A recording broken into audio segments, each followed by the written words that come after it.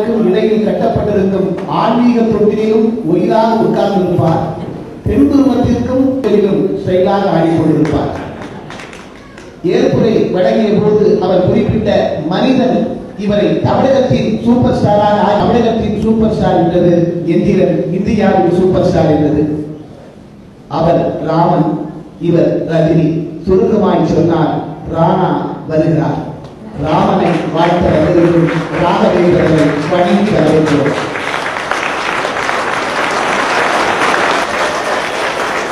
அனைவருக்கும் என்னுடைய அன்பான வணக்கங்கள். ஒரு 4-5 நாளுக்கு முன்னால் 5 நாளைக்கு முத்துராம சார் வந்து இதுக்கு வந்து பார்க்கணும், வந்து மீட் பண்ணணும்னு சொன்னாங்க. நான் என்ன சார் சொல்லுங்க, பரவாயில்ல சொல்லுங்க, இது அர்ஜென்டாக இருந்தால் பார்க்க என்ன விஷயம்னு கேட்டேன். ஸோ இது மாதிரி சங்கர் நேத்ராலயா வந்து எனக்கு வந்து சங்கர் ரத்னா எனக்கு விருது கொடுக்குறாங்க. அப்படி சொன்ன உடனே எனக்கு முதல் ஆச்சரியம், எல்லாரும் சொன்ன மாதிரி, சரண் சார் சொன்ன மாதிரி, இவர் எப்படி ஒத்துக்கிட்டார் அப்படிங்கிறது. சரி, அதை நான் கேட்கக்கூடாது அப்படின்னு சொல்லி, சரி சார் என்ன செய்யணும் சொல்லுங்கள்.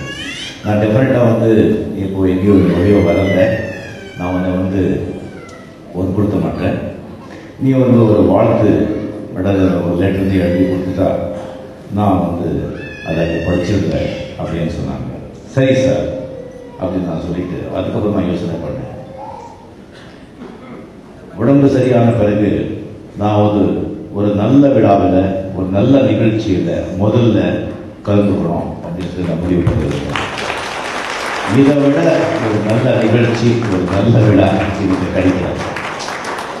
அதை ஜஸ்ட் நான் வந்து ஒரு சர்ப்ரைஸிங்காக நான் லாஸ்ட் மினிட்ல இங்கே வந்தா இருந்தேன், அது வேண்டாம் அப்படின்னு சொல்லிட்டு இப்போவே இன்னும் செய்யாமையே எப்போ ஒரு வாரம் எப்படி ஒரு வாரம் சொல்லிட்டே இருக்காங்க.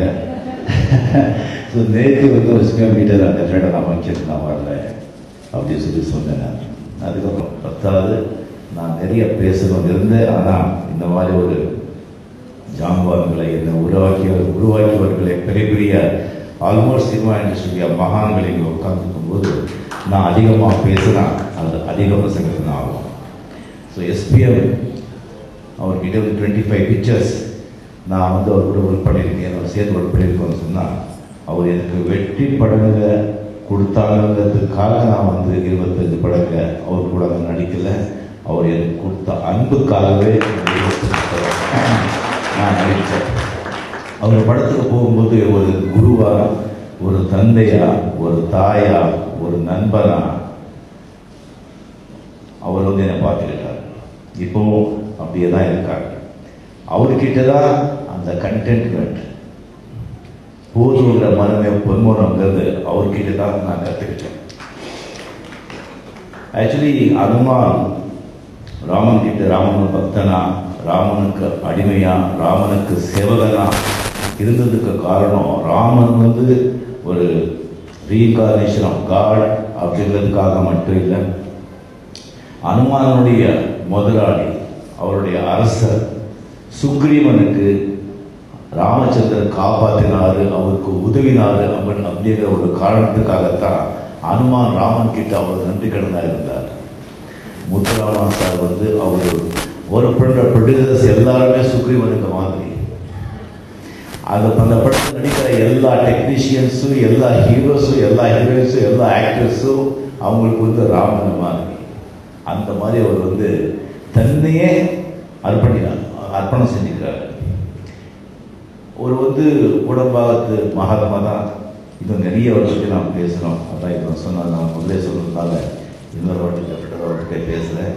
சரி, என்கிட்ட வந்து இப்போ உடம்பு சரியாத போதில் என்கிட்ட வந்து சொல்லிகிட்டே இருப்பார், நீ வந்து ஓய்வு எடுத்துக்கூடாது, உழைச்சிட்டே இருக்கிறோம், ஆக்ட் பண்ணிக்கிட்டே இருக்கிறோம் சொல்லிட்டு மிக